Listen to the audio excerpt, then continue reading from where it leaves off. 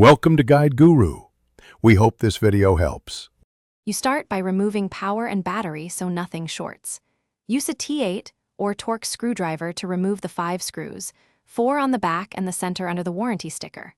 Once done, wedge a plastic pry tool into the seam and work around the shell. Keep even pressure to avoid breaking clips. Make sure to set screws aside in a labeled container. You'll now see the PCB and joystick modules exposed and ready for the next step.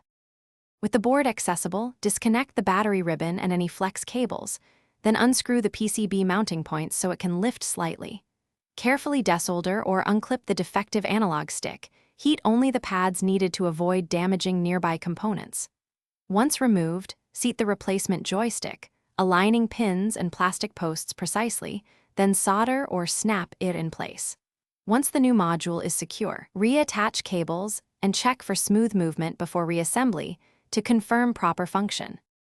Lower the PCB back into position, ensuring all ribbon cables sit in their ZIF connectors and clips engage fully, then tighten the mounting screws so the board is stable.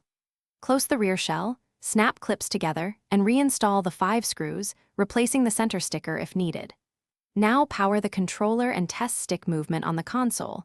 Make sure to recalibrate or run dead zone checks. If you still see drift, recheck solder joints and connector seating. Cold joints or loose flex cables are the usual causes. Thanks for watching. Consider subscribing if we helped you today.